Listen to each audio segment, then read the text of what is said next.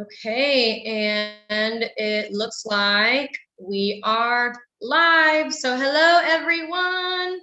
I was about to say happy September, like it's the beginning of September, but we're halfway through already. That's wild to me. I do not understand.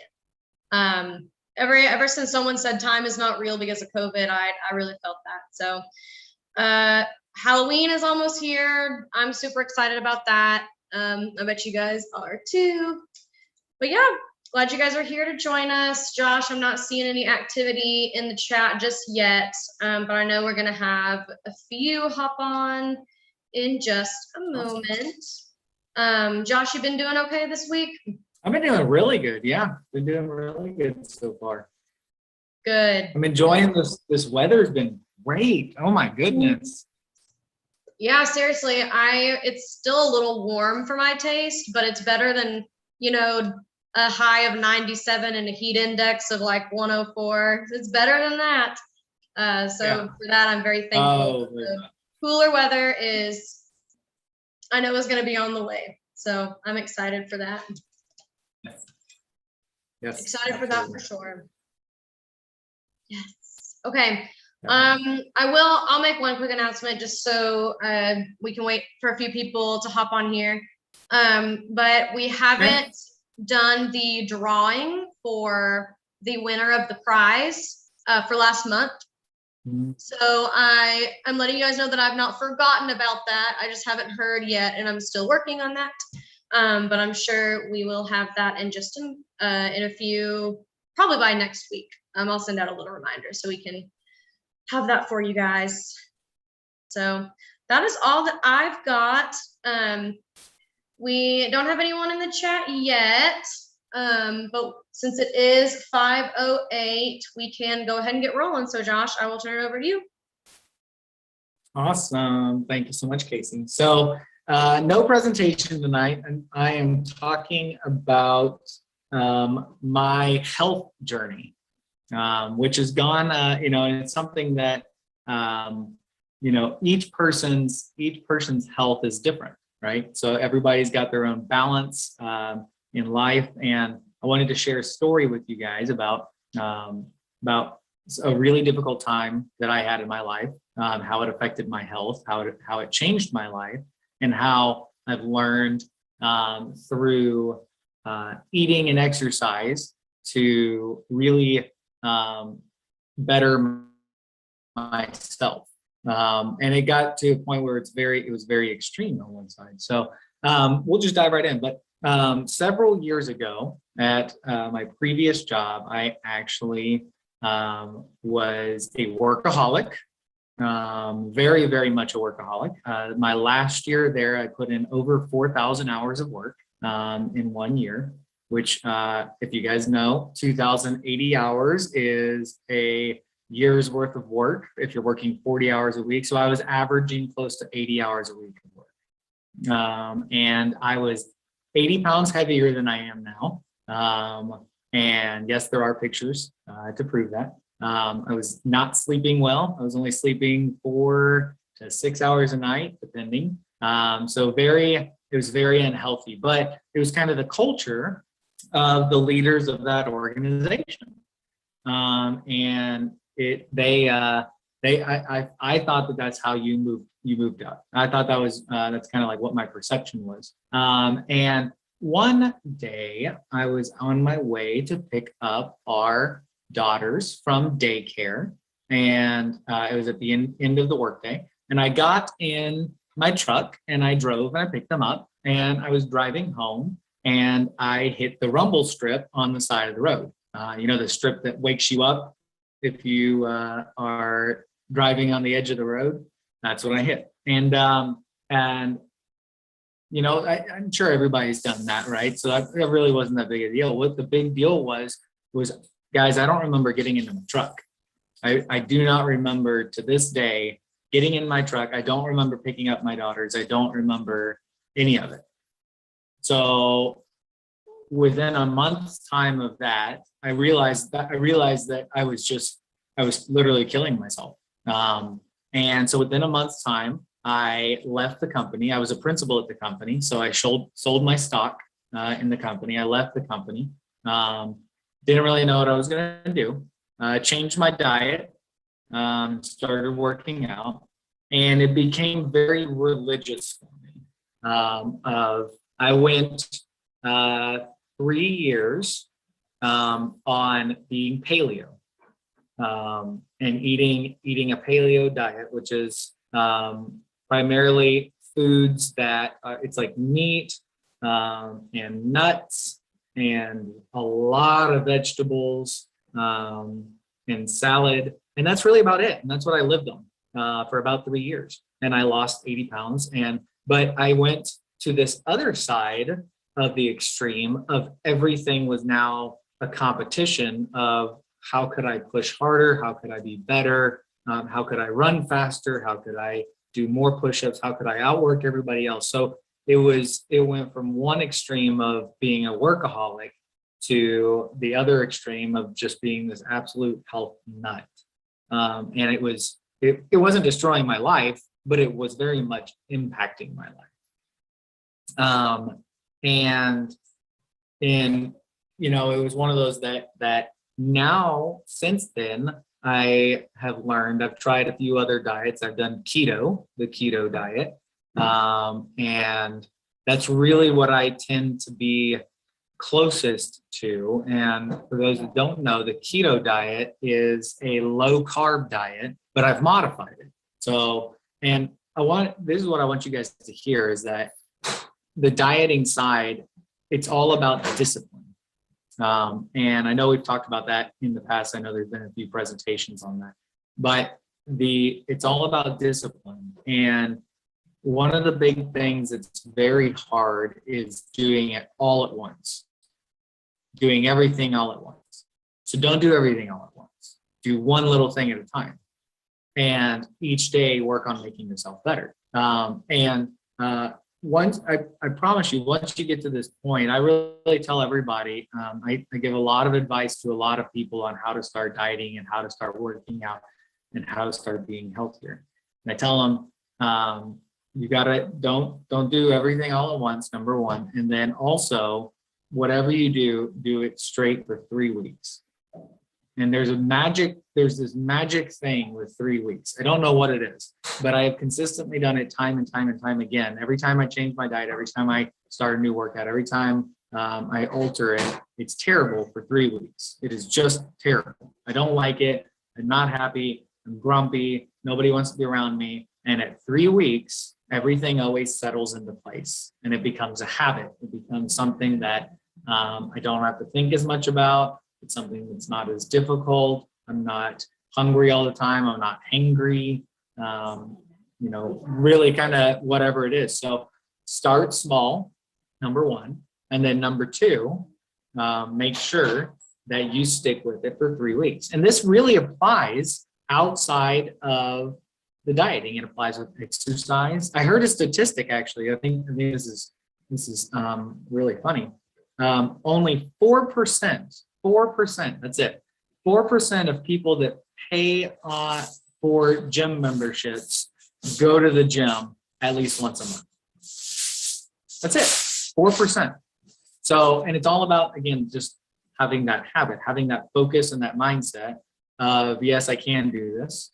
And if you do something that's biting off more than you can chew, it's okay to recognize that, and it's okay to take a step back. Just don't go all the way back to what you were doing, right?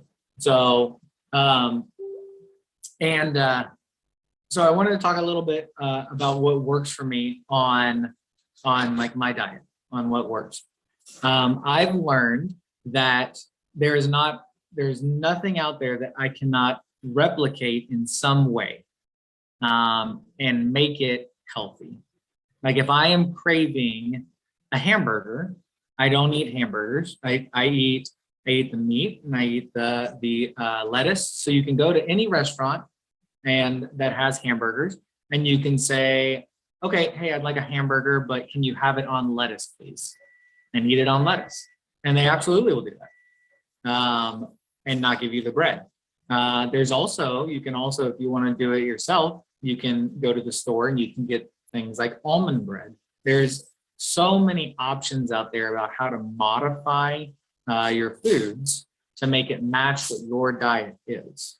And everybody's diet's a little bit different. I've been working a lot with my stepdad on his diet. He just recently became diabetic. And that was one of the big things, you know, that he said, okay, I've got to change my diet. And he tried to do it all the same day. Just, I want to do everything in day one. And he dumped his whole pantry and they cleaned out their fridge. And it was a big shock to his system. He couldn't do it. So we took a step back and he slowly started doing things little by little, each day working to do something else, find another way, and just working on this constant pursuit of being healthy and making these good, healthy habits. I like to use on the other side of it, my grandma as an example, who is 92 years old, and she walks 2 miles every day. And she does it every single day because she knows that she needs to do it, right? She's made a habit of it. So, all right, so back to our two rules. 3, we'll say it's 2.5. Start small, do a little bit at a time. Always keep working to making yourself better. And then number 2, stick with it for 3 weeks. Always stick with it for 3 weeks. And then the caveat to that is if you do bite off more than you can chew, it's okay to recognize that. It's okay to forgive yourself and take a step back and then just keep pushing forward. Don't go all the way back. Keep pushing forward. So that's what we got for food. Oh, Lindsay said, okay, so why did I choose paleo? Why did I choose paleo? So I did a lot of research, and I chose paleo originally because I thought it was going to be the best thing for what I was looking for. And I've since modified that, but paleo, like I said, was there. It is a lot of vegetables, a lot of meats, so no dairy.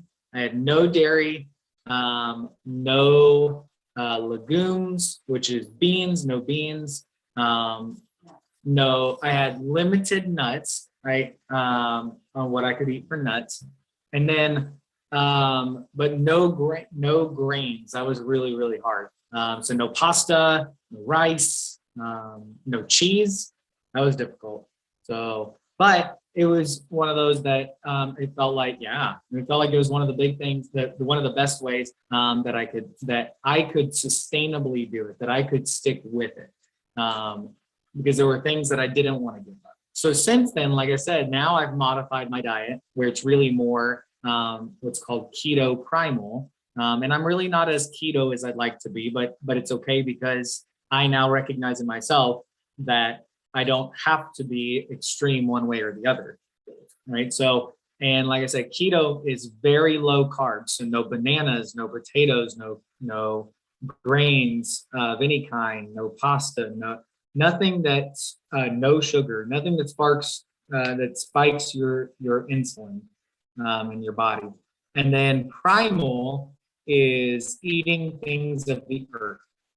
So if it comes out of the earth or if it comes from animals and plants, then you can basically eat it. So like even cheese, I can have cheese, but I've learned what works for me and how I'm able to sustain it, right? And like I said, that is a little bit different for everybody. One of my big rules for me personally is if it is processed, I don't eat it. So, and a lot of it is if you pick up a label on a box and you look at it, there's things in there that you can't read, right? It's long, really long scientific words. If I can't read it, I don't eat it. That's one of my rules. So, and I keep it very simple of eating vegetables, lots of vegetables, meats, cheeses, nuts, and that's really, I'd say, the staple my diet. Oh, so one of the big things that, one of the big benefits that I realized was the number one thing, more so than like losing weight and all of that, was my energy levels skyrocketed, absolutely skyrocketed once I started focusing on my health, because I've learned. So I also, the other side of what I do is I only eat one meal a day. And the reason why is when you eat, 60% of your body's energy is redirected towards your stomach for digestion. Digestion is a very, very energy intensive process. So who's eaten a big lunch and then afterwards you're very tired? You're just like, it's because your body has pulled the energy away from your brain, and it is redirecting that energy to your stomach, right? So, and the higher the carb content, the more carbs and sugars and all of that that's in your body, the faster you're going to crash. So if you eat, let's say like your normal breakfast is cereal and milk and toast or biscuits and gravy or something like that. So, and maybe a Pop-Tart to go, right? So it's very, very high carb, which is why you're hungry normally at 10 or 11 o'clock, versus if you eat like a sausage and eggs, these are very high in fat and proteins, which will sustain your body for a lot longer period. So it's all about learning, and there's a lot of research out there on this, guys, and I definitely encourage you to do your own research, and I'm happy to talk about it. Like I said, I've gone from one extreme to the other extreme, and now I'm kind of settled into a nice, comfortable role or comfortable lifestyle for me. So I can keep going, and I will keep going if you know. But do we have any questions? Anything in the chat? Any comments? Well, I'm happy to say we have 6 people with us now, which I'm happy about. Wow.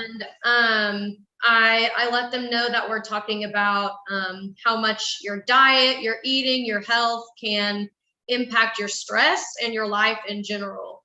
Oh, yeah. And someone said it impacts a lot in your life, your stress and your mental health, which is so true. I've been in and out of therapy a few times in my life, and every therapist has said, watching what you eat, exercising, that's really good ways to get your serotonin levels up. And serotonin is great, and a lot of us don't have a whole lot of it. So that is a great thing to do. Something that I really would like to get better at. I love to ride my bike. I love to do that. It's a great way to exercise, but man, in these hot summer months, it's been unbearable.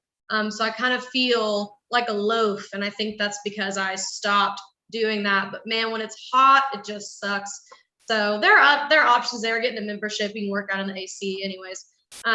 But this is not about me and my bike. This is about how it can impact your health. And I think this is a really important life skill that we don't really talk enough about, I think, at Immerse, in my opinion, is that the way that you eat, the way that you work out, your energy levels, the amount of activity you have going on directly does impact your body in a lot of ways. And I'm sorry if you guys are tired of hearing this, but I really want to drive this home. I've mentioned this several times, and I want everyone to understand me as well, that like the people that we're serving at Immerse, we say youth in crisis. And that means, youth that are going through a situation that is really urgent, really difficult. Maybe you don't have a lot of support in a certain area. And a lot of us get into crisis because we've experienced trauma. That trauma can sometimes create crisis. So trauma is something that a lot of us at Immerse have in common. We've all got trauma, and that is what can affect your health. It can affect your eating, your mental health, your physical health, all sorts of things. So learning how to eat, how to cook healthy, how to exercise, how to get your activity up. This is all part of self-improvement and helping us live our best lives. So that is my soapbox for the night. I think this is an important thing to be talking about. No, it's true. I mean, it's so true, Casey. And it's one of those things that until I started really researching and learning for myself, I didn't understand how different foods affected your body, and understand how, like, there are certain foods that I eat now and I can feel it within a few hours. Seriously. I mean, because I can tell the effect that it has on my body. Once you clear out all of the bad stuff, all the toxins, everything that's bringing your body down. And I'll give you a great example. I used to do very, very heavy shoulder workouts, a lot of handstand push-ups, things like that. And my shoulder started getting really bad. And they said, hey, if you don't ease up, we're going to have to do surgery. Well, I took that seriously. And what I did was I found out that I was actually inflamed because I was working out too much. So I started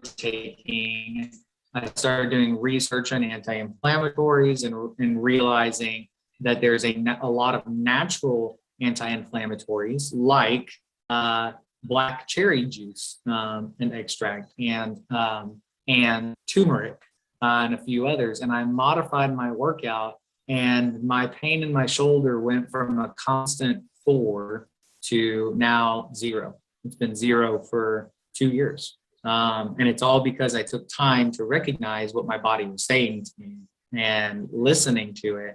And I changed. That's part of when I actually changed and completely eliminated grains from my diet to see how that would affect it. And it did significantly. So listen to your body. It's telling you something for a reason.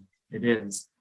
And here's for proof. You guys are going to see a picture that very few people have seen.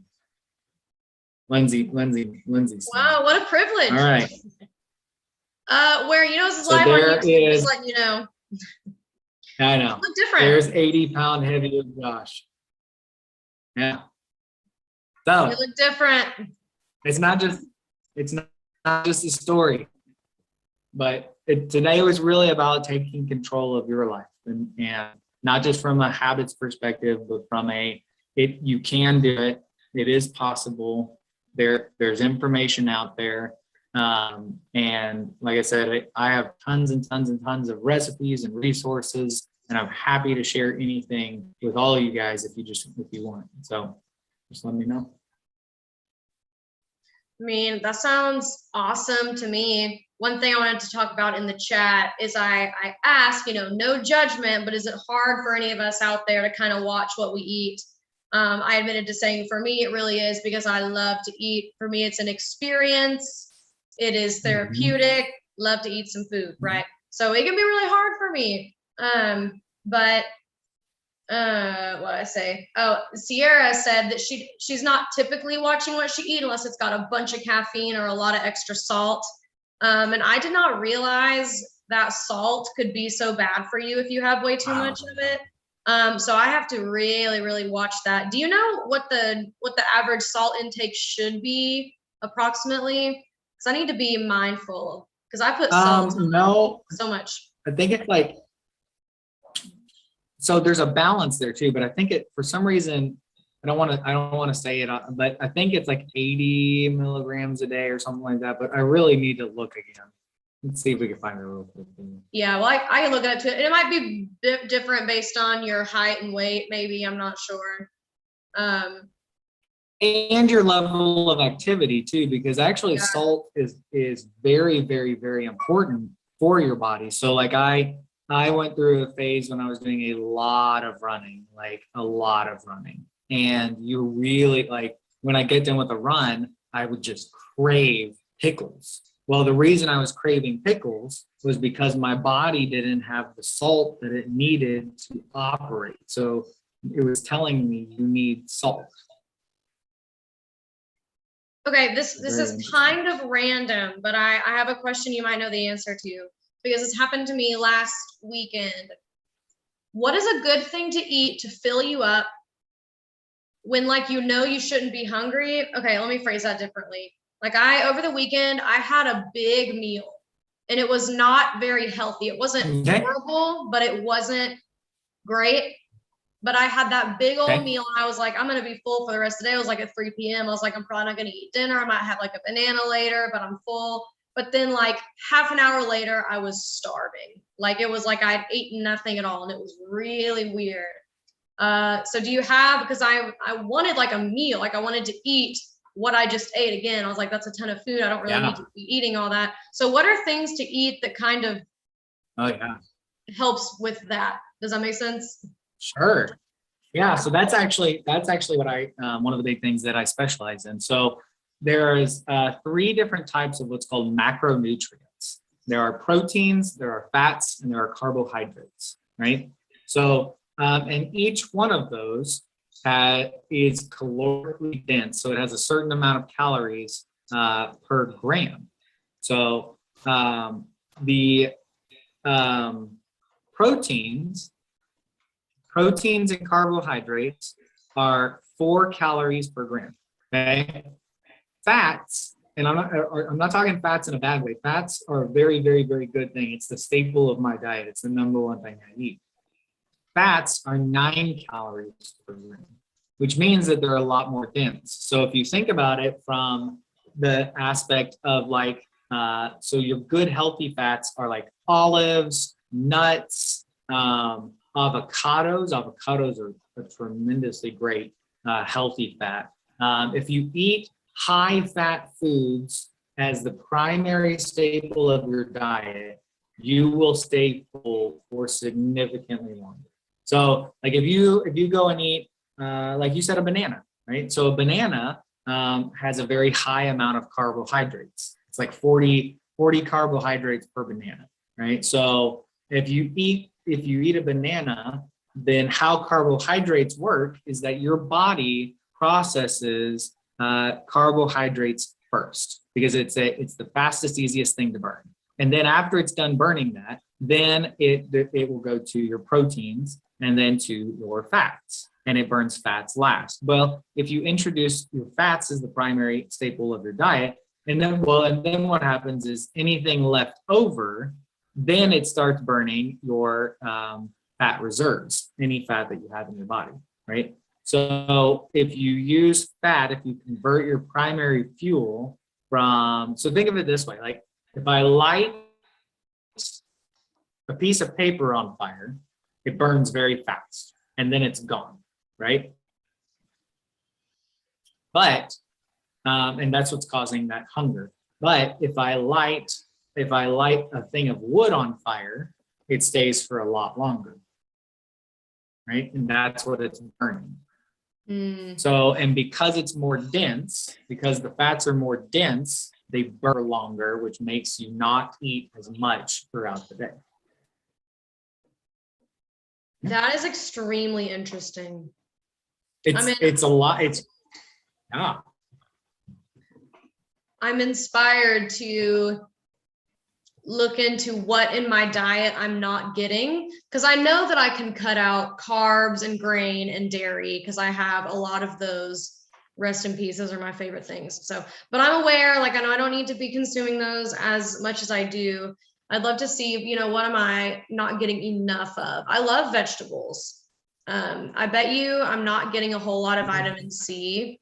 I don't love citrus, but I do like smoothies. So I should probably start making smoothies with, I'm just thinking out loud pretty much, but I'm very inspired by the importance of diet. And you guys know, just a little promotion here. We have that industrial teaching kitchen in our new center that we encourage you guys to use. We have lots of healthy ingredients in our pantry.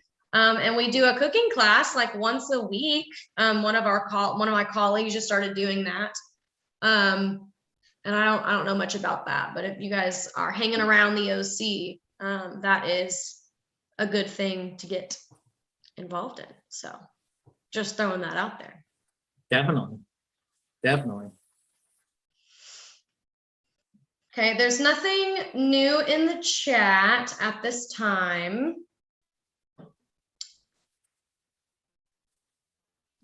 So I've asked my questions before we wrap up. Last call for any questions you guys might have about food and how it impacts your mental health. This is an important topic, and I hope that we can expand on that a little bit more. I think that's cool. I think that's cool. Okay, we can do that.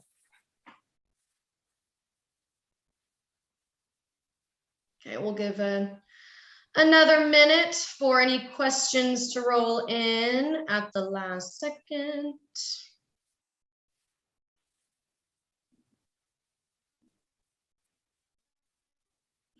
It's pretty funny, Josh, because you started talking about fat being like not a negative thing, but actually like something that your body really needs and doesn't always have that association of like a bad thing.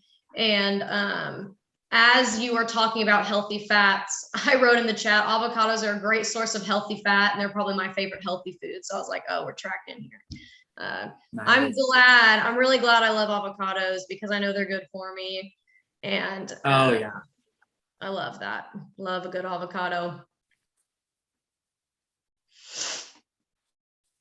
Okay, well, I'm not seeing any new activity. Anything before we close out, Josh? No, thank you guys for having me, and we'll see you next time. All right, thank you, Josh, so much. To those of you Absolutely. that tuned in, thanks. And you know where we will be at 5 p.m. on Tuesday next week. It'll be here live at 5. So everybody be safe, and we will catch you next week. Bye. Thanks.